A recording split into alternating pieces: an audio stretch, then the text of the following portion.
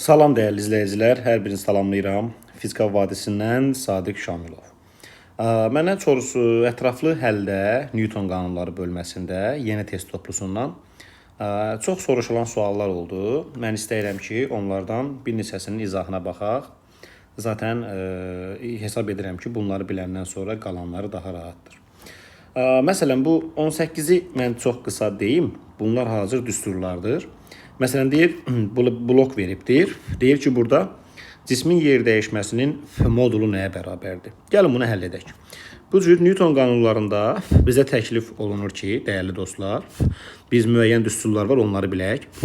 Gəlin onların həlli ilə tanış olaq. Aha.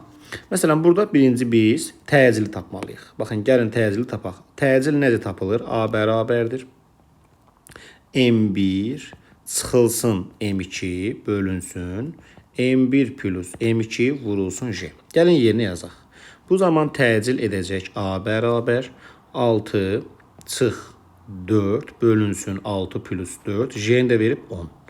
Burada məxrəc 10 eləyir, onlar gedir. Təcil olur neçə? 2 metr bölünsün saniyə kvadrat. Zamanı da verib 2 saniyə. Onda yer dəyişməni biz hesablayacağıq. S bərabərdir AT kvadrat bölü 2. Təcil 2, zamanı verib 2 saniyə kvadrat bölü 2. Buradan yer dəyişmə eləyəcək 4 metr. Və salam. Gördüyünüz kimi sadə bir sualdır.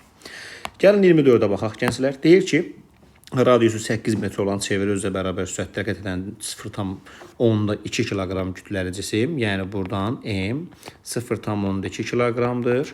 Radius R isə 8 metrdir. A nöqtəsindən B nöqtəsinə 0,5 saniyə ərzində çatır. Mərkəzi qaçma qüvvəsini tapın. Mərkəzi qaçma qüvvəsini biz F bərabərdir M A yaza bilərik. Onda M vurulsun A-nın yerinə 4 pi kvadratı R bölünsün T kvadrat düsturunu yaza bilərik. Çünki çevirə üzrə hərəkətdə A-nın düsturu omega kvadratı R olur. Omeganın da yerinə 2 pi böl T yazanda olur 4 pi kvadrat böl T kvadrat vur R. Baxın, bunu da burada xatırladıq. Zaten ona yazmışam deyə sildim. İndi F bərabərdir. M-i verib 0,2 vurulsun. Deməli, gəlin yazaq 4. Pi kvadratını verib 10. Radiusu verib 8. T-ni bilmirəm. Əslində bilirəm. Baxın, AB hissəsini dönür neçəyə? 0,5 saniyə. Düzdür əziz dostlar? Aha. İndi biz buradan periyod hesablaya bilərik. Aydındırmı? Tam periyod nə idi? Periyod nədir əziz dostlar? Tam bir dövrə sərf olunan zaman. Yəni bu cisim A-dan başlayıb fırlanıb yenə A-ya gəlsə, bu nə olacaqdır? Tam bir periyod. Düzdür? İndi 45 dərəcəni, məsələn biz yaza bilərik, 0,5 saniyə dönürsə, 360 dərəcəni neçəyə dönər? X-ə dönər də, düzdür? İndi yaxud da ki, belə hesablaya bilərsiniz. Zaten elə bu da odur. 45 dərəcə 360-ın içində neçə dənə 45 dərəcə var? 8 dənə. 360-ı 45-ə böldüyümüz zaman 8 dənə eləyəcək. Düzdür mü əziz dostlar? Yəni bunu da biz hesablasaq, deməli, buradan neçə çıxacaqdır? Əziz dostlar, deməli, buradan x tapılır neçə? 8 saniyə olmalıdır. Əgər bir hesab səhvimiz yoxdursa. Deməli, çünki bu düzə dəqiqə, deməli, deməli 0,5 saniyəni 45 dərəcəyə dönürsə 360-ı x-ə dönər. Buradan biz x hesablasaq 8 yox, 4 eləmiş olacaq. Baxın, burada bizim x-imiz daim səliqəli yazaq, oxunsun. Deməli, baxın, bura yazıram. Tam bir periyodda 45 dərəcəni sualda deyir ki, dönür 0,5 saniyə. Onda 360 dərəcəni x-ə dönər, düzdürmü? Buradan x elə mənim axtardığım nədir? Periyoddur. Onda bu da eləyəcək neçə? 4 saniyə. Gətirəcəyik yuxarıda, bura yazacağıq 4-ün kvadratı. Məncə cavab çıxdı. Yuxarıda bu 4-dən bu 4-ün biri getdi. Sonra burada 10 vurulsun 8 var. Bu 8-dən də bu 4 getdi. Deməli, 0,2-ni vurdum 10-a 2, düzdürmü? 2-ni də vurdum 2-yə neçə elədi? 4 Newton. Nəsə bir mexaniki səhvimiz olsa, zəhmət olmasa bildirərsiniz. Yaxud da heç belə tənasüb qurmadan da 360-ın içində 8 dənə 45 dərəcə var. Hər birindən 0,5-ə dönürsə, 8-i 0,5-ə vursaq, periyod neçə eləyəcəkdir? 4 saniyə eləyəcəkdir gənclər. Aha. İndi gəlin görək, əlavə olaraq nə edə bilirik? Burada 22 nömrəli sualı var. O da hesab edirəm ki, maraqlı suallardandır. Deyir ki, sükunət vəziyyətindən onda biz bura gəl qeyd eləyək. V0 bərabər 0-dır.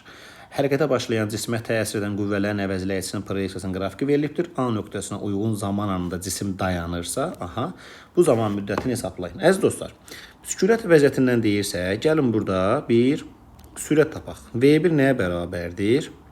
Sükunət vəziyyəti deyirsə, A1, T1 deyək. Fikir verirsinizsə, burada birinci zaman müddətinə T0 deyib. Yəni T1 bərabərdir nəyə? T0-a. Onda V1 bərabərdir. A1-in yerinə yazıram. F1 bölünsün M1 vurulsun T1. Baxın, F1 burada 3F-dir. Onda yazıram 3F bölünsün M. T1-in də yerinə yazıram T0. Bax, bu mənim nəyim oldu? V1-im oldu. Daha sonra V2-yə yazsam, V2-ni yazsam, V2 bərabərdir. V1 plus A1 T1. Çünki üzrəm A2 T2. Artıq buradakı V1 ikinci halda hərəkətdə V2-nin başlanğıc sürəti olur. Onu da yazıram. V2 bərabərdir. V1-i tapmışam axı. 3F bölünsün M vurulsun T0. Burada fikir ver. İkinci qüvvəni mənfi veribdir. Çıx. A2-nin yerinə yazıram neçə? 2F bölünsün M vurulsun T2. Və deyir ki, bu həmin bu A müddətində nə edir? A nöqtəsində nə edir? Dayanır. Bunu sıfıra bərabər eləyirsən. Sıfıra bərabər eləyəndə 3F bölünsün M vurulsun T0. Bu 2F bölümü attım bərabərliyin sağına. Oldu neçə? 2F bölünsün M vurulsun T2. M'lər getdi, F'lər getdi. Deməli, hər tərəfi 2-yə bölsəm, T2 oldu neçə? 1,5 T0. İndi baxın, əvvəlki zaman müddəti T0-dır. T2-ni də tapdım 1,5 T0. A nöqtəsinə uyğun gələn zamanı soruşsa cəmləyəcəm. T0 üstə gəlinsin 1,5